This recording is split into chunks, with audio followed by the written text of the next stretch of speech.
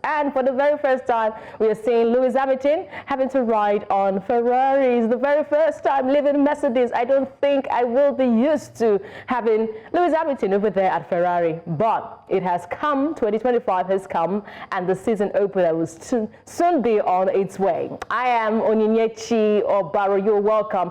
Let's tell you that I'm not going to be doing this show alone. I've got with me a sport journalist all the way from Nigeria. Yes, it's still in Nigeria, but not here.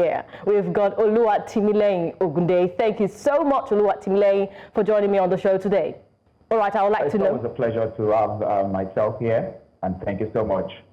It's a pleasure to have you. So we're ready to go on that ride in the world of sport. Interesting times ahead. I know that we are counting down to the whole qualifiers, especially the friendly for the Flying Eagles. But what will you say you're anticipating ahead of today? I know we are counting down. Let me take it again. I know we are counting down to that friendly with the Flying Eagles against Côte d'Ivoire. But what are you anticipating for the day? Well, for the day, I look down to the games that are set to go down in the European scene, just as we would have that big game there in England, where between Tottenham Hotspur and Manchester City. But I talk about the Nigeria Premier Football League also. The Oluyole Warriors, in their last 4 outings, they've been without a victory, and they will be up against Stanley Eguma's Yimba Football Club later today. What would be the odds for Shooting Stars, who are now 10 points behind Remo Stars in a bid to win the NPFL title. So that's also a game I would look forward to. Now I'm based in Ibadan, so as an Ibadan boy, I'm one of the best for a club side in the state where I reside. All right, Omo Ibadan, let's get to it. I'm very sure that the board behind you've not been doing your permutations. You have a lot of, a lot of ink on that board. But let's get into the analysis right now. I'll begin with my top 5 stories, and I would say, on a rather sad note, it's Caterpillars. They have expressed deep sorrow over the passing of their former player, Abubakar Lawal. Now, he tragically lost his life in Uganda on Monday. Initial reports suggested that Lawal, who played for Ugandan Premier League side Vipers SC, was involved in a traffic accident on his way to the club's training ground at the St. Mary Stadium in Entebbe. However, Ugandan authorities have since clarified that he fell from a 3rd floor of the Voicemail shopping plaza and was not involved in a road accident. Investigations are still on concerning this matter, but it's really of a big concern because when a foreigner, leaves his place and goes to, lay abode in another country, he should be treated with so much, not even with levity, but with so much intentionality over there. So we're waiting for that investigation from the Ugandan police, but Caterpillars are already mourning their former player. Oluwatimileyin, with the way this was handled, I know we're still confused because first story coming out that he was involved in an accident, and another story coming that he fell from a balcony. I'm wondering, where does the truth lie?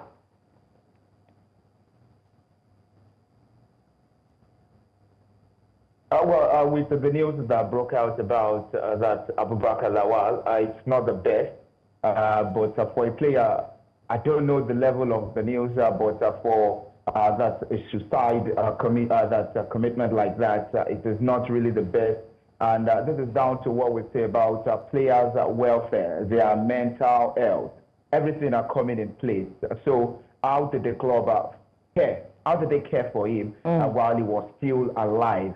And how, as the things have panned out now, this is not the best for himself, for his families, even for the club side in which he is based before the time of his death. It is not really the best for him, and also for everyone within the Nigerian football scene. It is not the best. So I think a club side should also do more and then look into that players. And this is a place for the psychologists also to come on board. Okay, I think for club sides, they should have psychologists and they check on players within that's their own franchise and looking into how they are faring day to day. But for this one that has happened, it is not the first, and I really wish this can be the last. So it is not the best of that news. Yes, not the best indeed. And we're still trying to make sense of the fact that we're getting 2 narratives about what led to his death. One was an accident and another that he fell from a balcony. Now, Oluwatimileyin, from your perspective, if push come to shove, what do you think will be the result of whatever this investigation will come out to?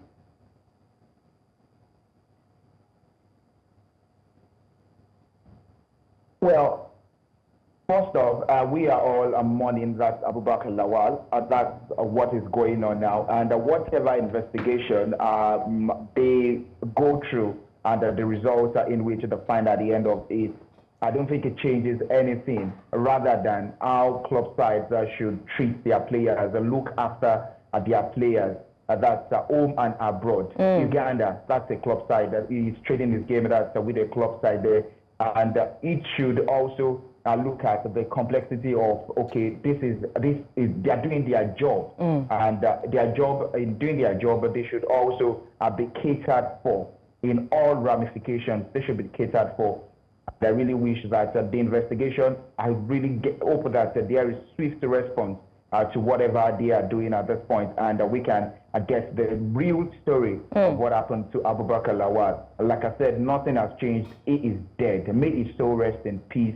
But then I think, well, club sides should actually do more, since we have two narratives, two sides, like you mentioned, and also the other, that's a car accident. So we should get the true stories before we can paint any that's a definite picture. I can assure you that Uganda, they promised us that they're on this. The club side, Vipers SC Sporting Club, they're also following this, not forgetting Nigeria. PFAN lately did call for investigation to the cause of death for this particular player. All right, let's move away from that, go to cricket, where Zimbabwe did score a 1-0 series victory over Ireland over the third and final T20 in Harare, but it was abandoned because of rain. A delayed start saw the game reduced to 18 overs part side, with Zimbabwe posting 142-6. Sikandar Raza, he top scored at 34, while Garth Delany took 2-5 in his only over, and Krengyong, he claimed 2-38. Rain returned before the Irish innings, and the game was subsequently called off. The opener was also abandoned because of the rain, before the host won Sunday's second match by 3 wickets. Ireland started the tour with 63-run victory over Chevrons on the one-up test encounter in Bulawayo. Zimbabwe did hit back by clinching 2-1 win in the 3-match ODI series at the Harare Sport Club. But out of all this, would say Sikandar Raza has been the top performer, and he has been able to create history, having to go all out, 800 that he has got there, wickets for Zimbabwe. Quickly moving away from that, a group of Chelsea fans, Oluwatimileyin, before I start off this story, I want to know what club do you support? Who are you faithful to as a fan? Well, you asked me the European scene. There are lots of club sides I support, but to the Nigerian scene, like I mentioned, the Oli Warriors, Shooting Stars, they are what I support. And then maybe we'll go to the European scene.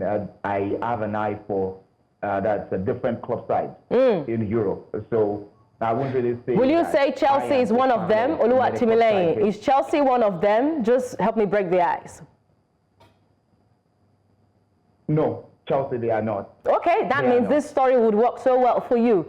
I would say a group of Chelsea fan supporters, they protested against the club ownership outside of Stamford Bridge this evening.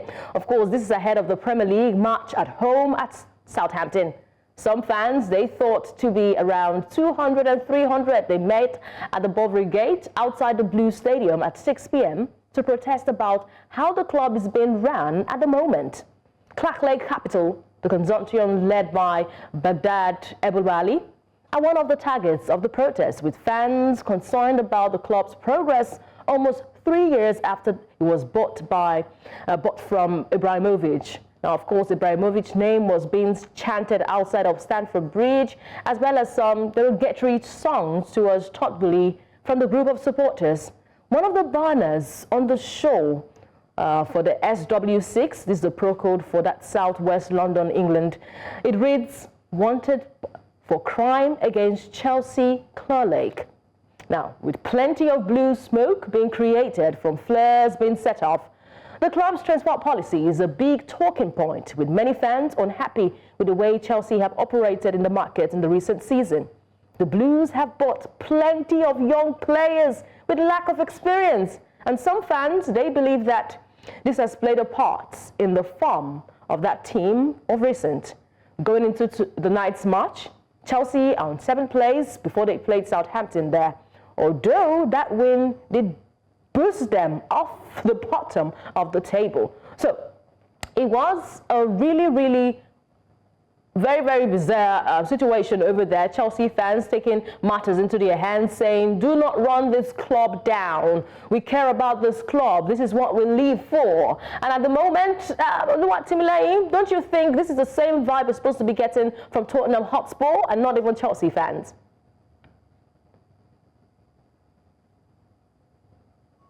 Well, I dare say Tottenham will remain a Tottenham Football Club. Danny Levy doing what he knows how to do best, being the dictator within Tottenham Football Club. I think that's the way for Danny Levy and Tottenham Football Club. You remember when Hurricane pending that a transfer request wanting to move away from Tottenham Football Club. He said no until that the price tag in which he placed on Hurricane has been met. That's when he could leave Tottenham Football Club. But the Englishman, he decided to run down his contract with the Tottenham Football Club. But for Tottenham, yes, maybe their fans should do more of that. Only that they are comfortable with the way things are for them.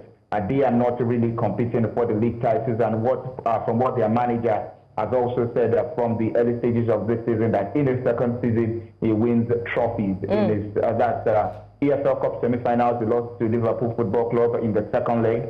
And you tell that they are not in that position to even qualify for European places yet for 2024-2025 season. And then you look at their Europa League also.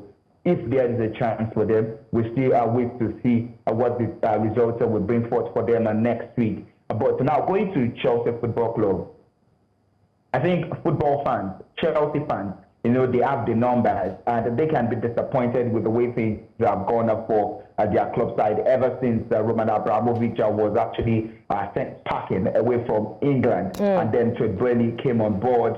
And you look at the number of players that this man has gotten with the Chelsea Football Club. Is that a template, or was that the template that Roman Abramovich left behind? And then you look at the managers also that have come on board within Chelsea Football Club. Do they even abide within the philosophy of, okay, I am a winner, I want to win things? All right, I'm sorry, I need to butt in right now. I really want to ask a sincere question right now. Would you say, so far under the guidance, under the administration of Todd Boehly, that Chelsea has gone from bad to worse?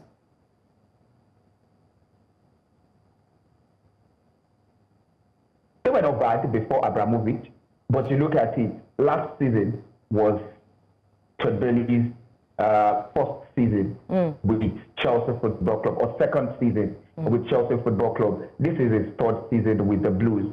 And this season, they've not really been worse like that. They are still bad. They are still bad. With the way Chelsea started the season to where they are now, I thought they were competing for the league title, despite their manager Enzo Maresca saying, we are not contending for the league. Chelsea, Man City, Arsenal, and Liverpool, they have a better squad. But I think the pain now for Chelsea fans is about the transfer strategy, that is going on within that Chelsea Football Club. I'm so sorry for the light out. Probably that will be resolved. We'll continue. But the transfer strategy that's within Chelsea Football Club, they bring in players who are young. You made mention of that in your intro there.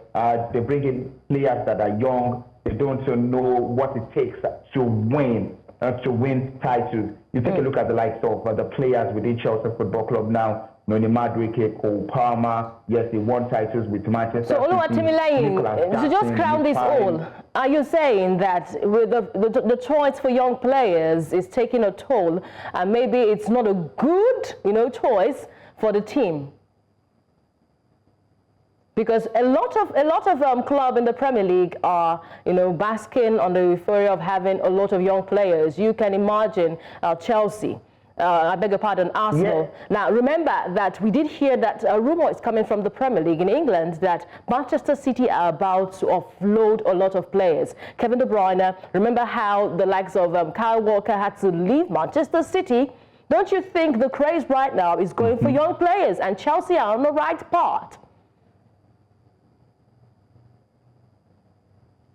Well, for Chelsea Football Club, it's going to take time. What they are trying to build is going to take time. And I really wish that they can keep the faith in Enzo Maresca, because I think he's doing so well this season.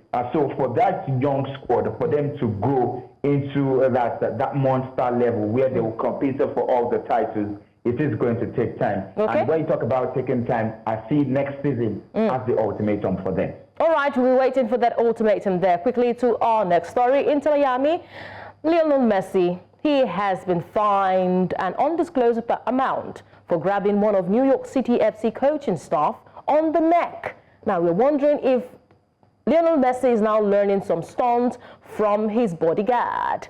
He had to grab that coach by the neck. This on February 22. Video footage showed Messi approach the coach, grab the back of his neck, cursing him to pull away from the 8-time Ballon d'Or winner after that 2-2 draw in Miami. The fine was imposed by MLS disciplinary committee on Tuesday. The top flight North American League also fined Messi's teammate Luis Suarez, yes, and co. 5 and 6. Whatever Messi does, Suarez sure would follow. He's in the blood. They fined Suarez for violating the same face, head, neck of opponent policy during halftime when he pinched the back of Norwegian defender Beck Risenek. Of course, you don't expect something more or even lesser than this from Luis Suarez, the man who knows how to use his teeth more than his feet. Will I say? Uluwatimilei? For Suarez, what story would you get of Suarez and be surprised?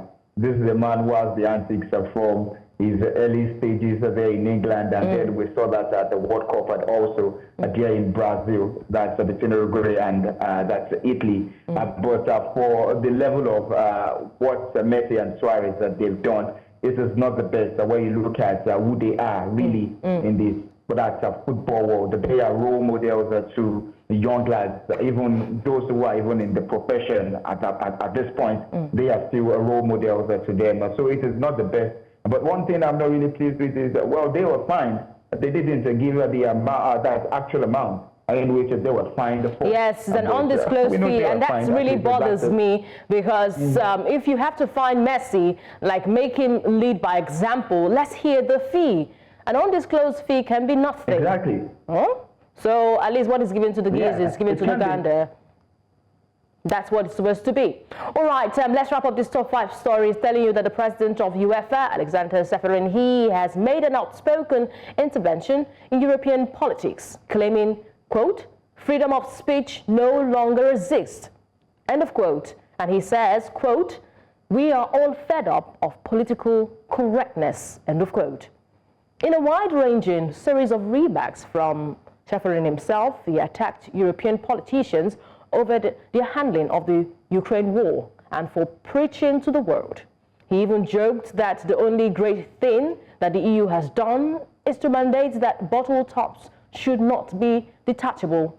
Speaking to Delo, a newspaper from the home country of Slovenia, Seferin began by praising his new expanded championship format, which he described as perfect. But he soon moved on to politics and his perception that Europe is losing out in every way because of regulation and what he sees as moral grandstanding. Seferin argued that because no one can say that they think anymore except stand-up comedians. The counter-argument is right-wing populism is not being made by Seferin at the moment.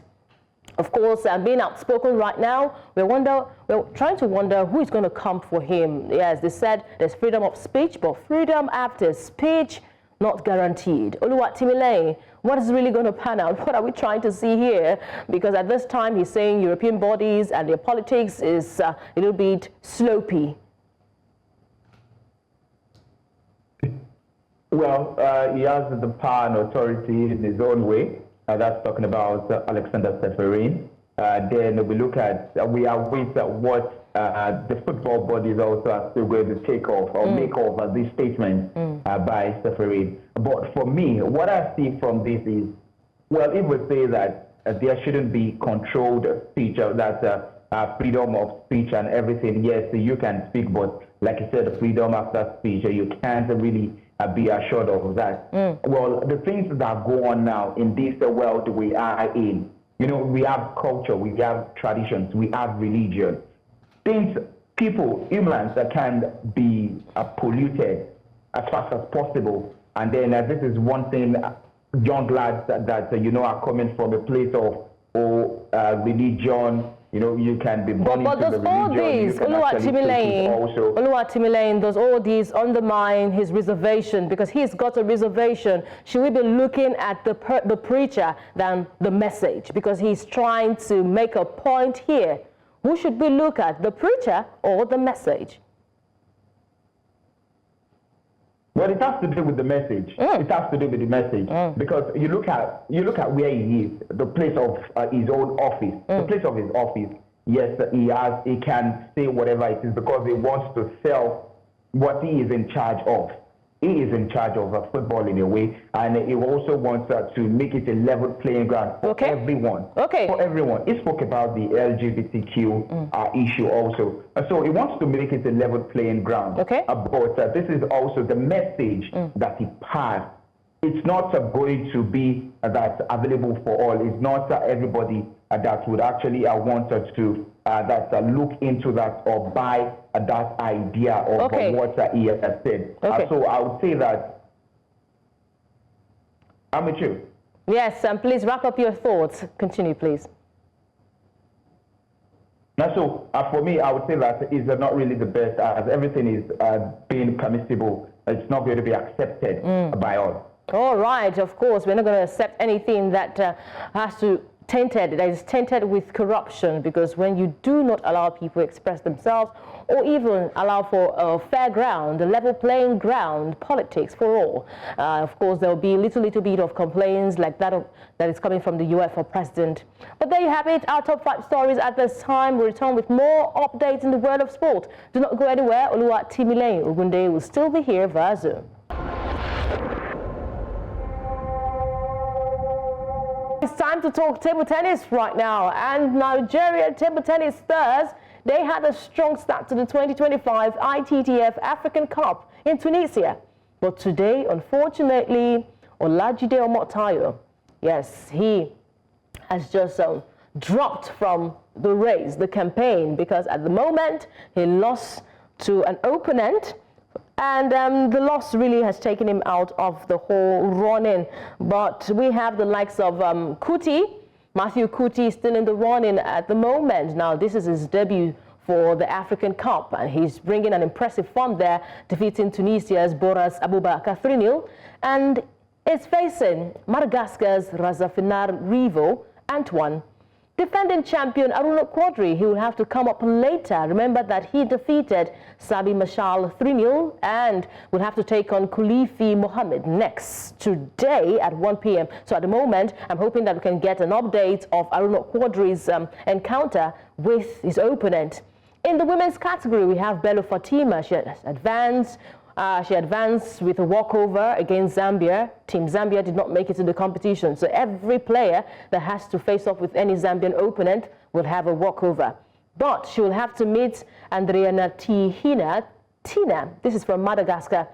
We've got Fashola Aminat. She's also set to face Tunisia's Haj Salah Abir, while Fatima will have to compete against Tunisia's Gassier Fadawa in the next round of the women's singles competition. Now, to join us in this conversation, remember we still have Oluwatimileyin Ogunde with us. To join us is a table tennis enthusiast and one who comments of everything table tennis in Nigeria. We've got Hassan Abdul Salam joining us. Thank you so much, Hassan, for joining us on the show. Yeah, it's a pleasure to join you this beautiful afternoon to talk about table tennis when the major ping pong event is currently going on in Africa. And the most important thing is the World Cup. qualifier event. So it's going to be a massive one in Tunis, and it is a pleasure to join you this afternoon to talk table tennis. It's a pleasure to have you join us too. Thank you so much, because the ping pong game is one that is really gaining giant strides over here in Nigeria, because they've been able to host the World Cup in Nigeria. But let's talk about the campaign of Nigerian players in Tunis.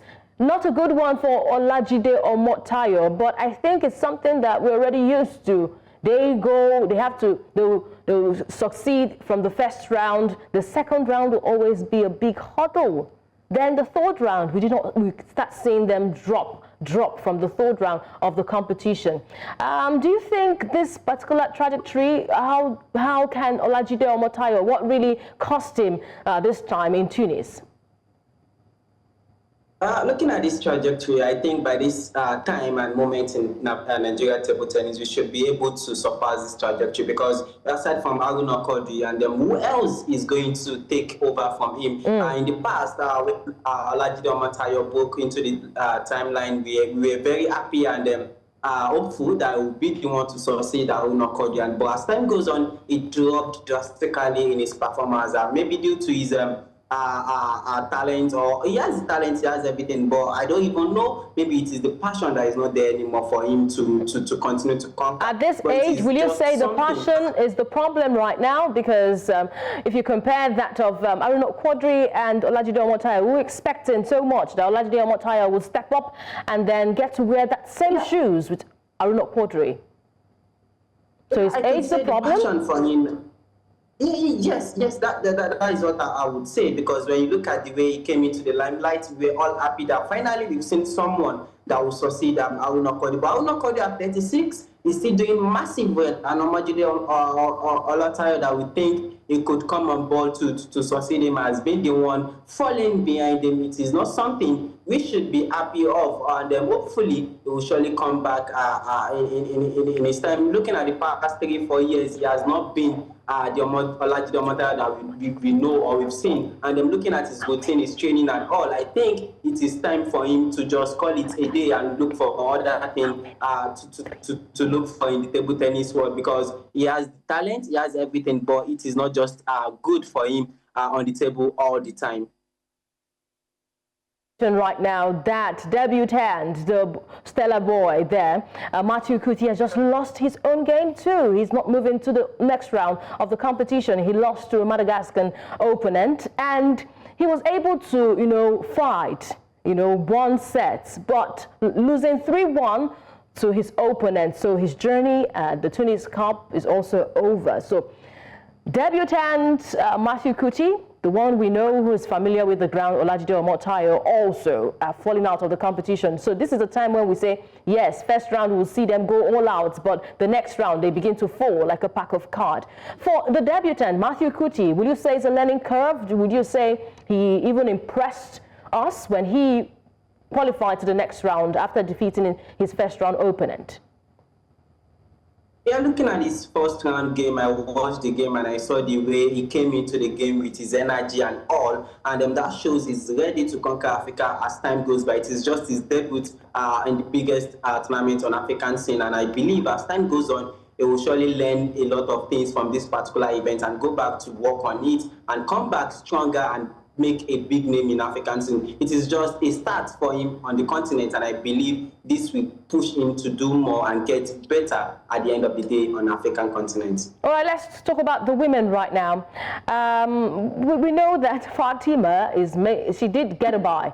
She won 3-0 after a Zambian opponent did not show up. But today, she's having a first test of the campaign in Tunis. And it's a great one because I just got that information from my producer, who's doing a wonderful job. She says Fatima won her game 4-0. And that's a great one because she went up against the host, the Tunisian, Fadwa. And you know what it is to go up against a host. An opponent from the host nation. Would you say Fatima has just begun, her growth to the top? This is big exposure, even coming from the Paris Olympic Games. Yeah. Looking at Fatima Bello on African scene, she has been one of the names that we'll be talking about, aside from Dina Meshrev and Anagoda. it is Fatima Bello next to these top Egyptians in table tennis in Africa, because when you look at her trajectory in the past, she has been to the semi-final of African Cup in the past, including the one hosted in Lagos about 20. She has been in the semi-final in a couple of years, and then seeing her advance to the next round is a big plus for her, and hopefully she'll be able to pick that biggest ticket. So for her, it is a massive one, but the issue is, should it be only Fatima Bello in the women's category and the Maruna Kodi in the men's category? These are the issues we need to go back home and work on to bring the best out of our youngsters in the grassroots. Although we have the talent, we have everything, when you look at the Joba table tennis that just ended recently at Molade Okoya Indoor, you see a lot of youngsters. But the question is, why are these talents not making it big to the continent and even the world at large? All right, let me talk to Oluwatimi Lane right now. Oluwatimi Lane, going down memory lane, let's see the number of gold that we've had at the ITTF African Cup. Yes, you know, Aruna Quadri is the defending champion at the moment, but he has been able to win 5 to his name. You can see over there, 5 to his name. Competing just behind him is Omar Assad from Egypt, has also won 5 to his name. We have another Egyptian over there, that's Shuridan, coming up with just 4 titles. For Ahmed Saleh, yes, he is the oldest of the Egyptians there. He's got 4 titles. Toriola won 1 in 2008, and we have another Nigerian there, Olaleye there, winning in 1991. 2001, an Egyptian won the title, but today it's all about the defense for Aruna Quadri. With the dominance in the men's category, should we be expecting more than this from the women's category? Because we cannot even boast of a title from the women's category. We've always had Egyptians. Even the emergence of Anna Goder made us, fall back in the pecking order, because if you have to go past Hannah Goder, you have to go past Dina Meshrev too. You have to go past Mariam Al-Hodabi, an Egyptian too, in the women's category. How can the women catch up in the title chase? Well, for me, I actually have been at table tennis events, the WCT contender there in Lagos for 2 years in succession now.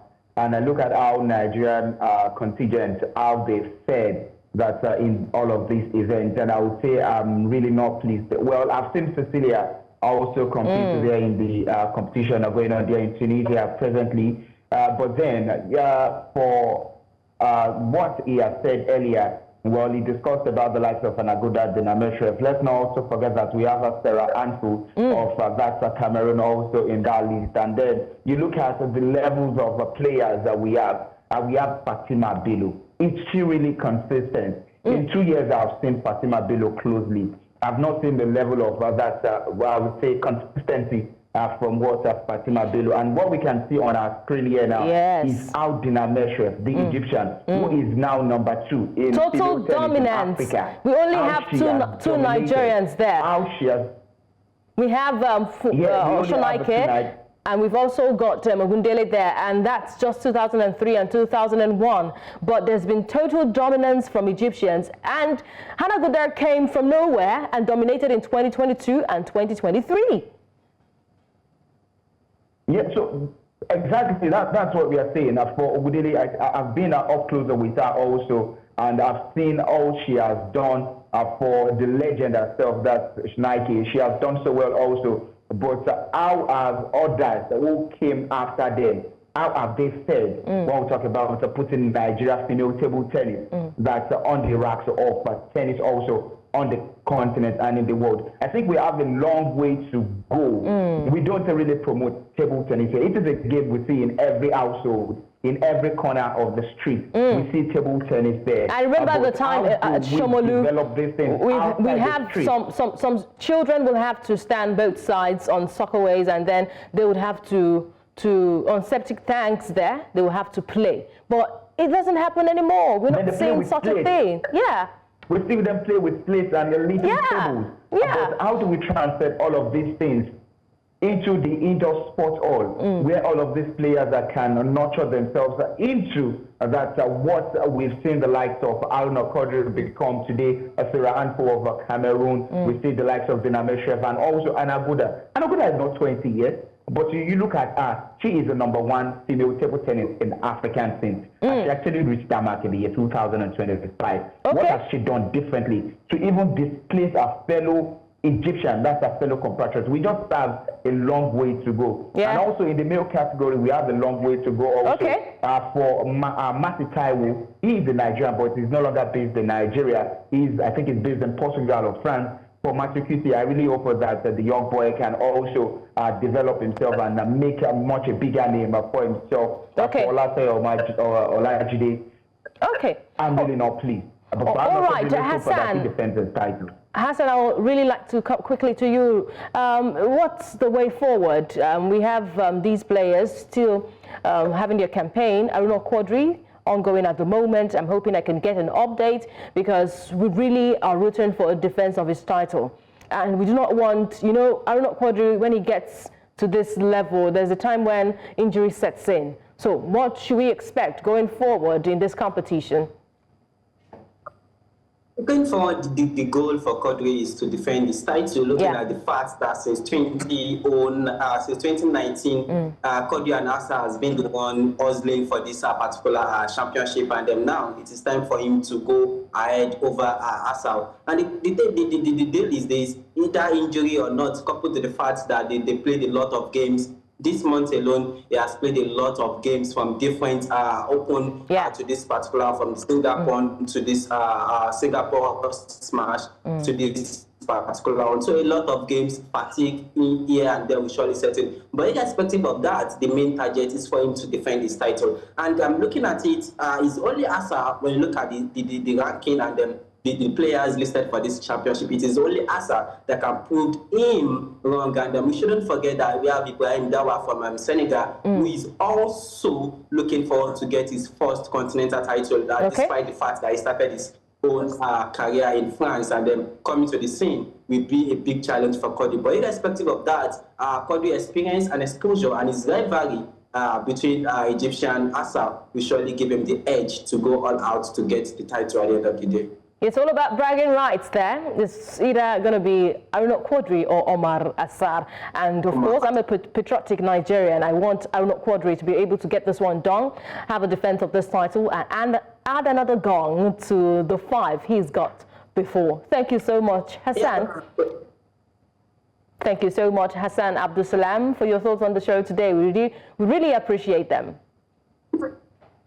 Thank you so much. It is a pleasure to be here. Hopefully, I should be back soonest. All right, yes, we'll be expecting that you'll be back. I still have Oluwatimileyin Ogunde, and now we're talking basketball quickly. The second round of that 2025 FIBA AfroBasket qualifiers saw some African top basketball teams, they battled for dominance. But South Sudan, they emerged as the most efficient team. Now, this is according to an advanced statistics released by coach Lizzie Mills. Do you remember her? She was the former coach of Kenya and also one of the coaches of the sides that went to the Basketball Africa League. So efficiency was measured by Nate Ratin. We have some offensive rating minus some defensive rating. Now this plays a crucial role in determining the team's ability to convert possessions into points while limiting opponent scoring opportunities. Top efficiency leaders are in this order: South Sudan, Senegal, Cote d'Ivoire, Nigeria, and Angola. Oluwatimileyin, I'm not surprised that Nigeria made it to this list because these boys, they put in a lot of effort in the final 3 matches, heading up to punch their tickets to the AfroBasket for 2025. And that's the reason that they are in the pecking order for the efficiency rankings. I think what's much more important is getting the tickets to play. That's the AfroBasket Championship, not minding where we rank. But this is actually a great one. 3 games, 3 victories for the P Tigers of Nigeria. And well, for this rating, for this ranking, well, I think it shows about the much work we need to do, and also and the players that were missing from the team. Remember that we had to do with some new names also on board. where we also got late invites for these players to come and represent their their country. So for me, I think it is just the best that we picked up the tickets. The last edition, we didn't qualify. I remember the qualifiers going down here in Nigeria. Okay, now to just break down the whole efficiency rating, I understand that South Sudan, they possessed a lot of dominance. Yeah. Now remember that it's all about defense and how you're able to shoot. So they were able to create balance, as I understand here, between scoring and their defense. That's very crucial. That gave them that top spot there. They were posting impressive 26.2. That's by 6 net rating. Senegal and Cote d'Ivoire followed closely at 25.7 and 25.5 respectively. Nigeria are ranking in 4th because they were able to have a little bit of turnovers. Remember that match against Uganda, we're able to have a turnover. Great one. We turned the game around in the second half, and that was just the killer punch for us. And that's the reason why we're standing ahead of Angola in the pecking order.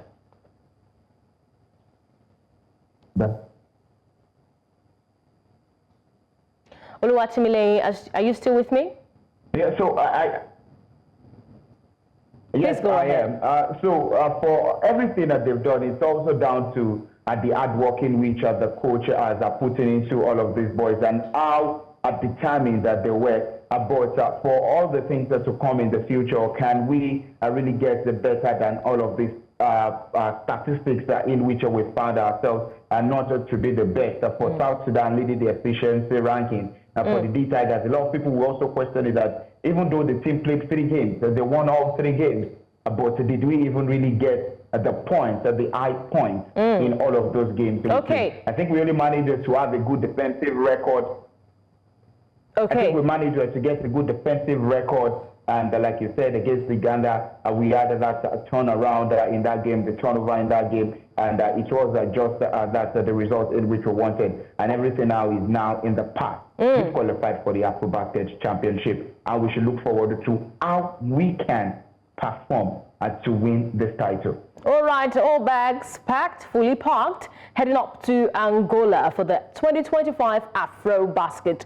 Now, talking about basketball, we are talking about the Southeast Zonal qualifiers. This is for the National Sport Festival. So the battle for sport at the 22nd National Sport Festival is running at a high.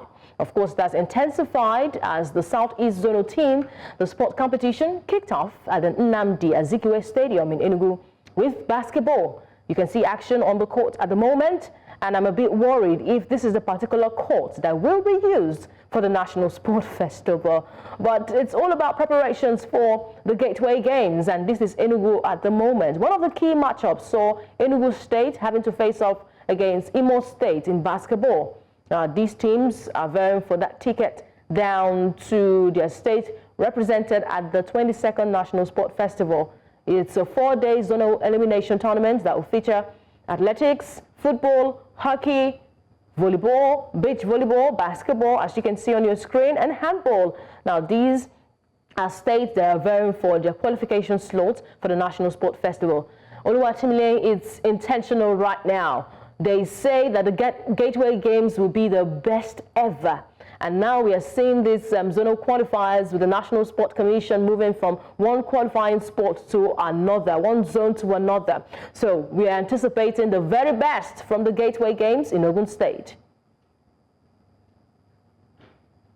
After months of postponement, I think we should actually see the best of the National Sports Festival. And the guidance of the governor, that's Dapo Abiodun, he has said it.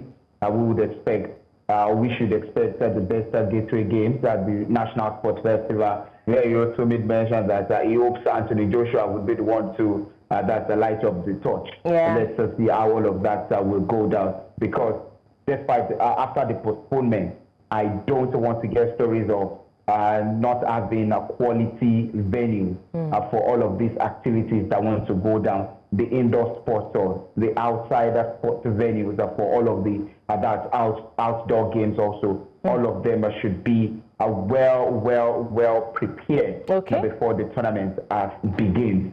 So for the Gateway Games, let's cross our fingers and see what will happen.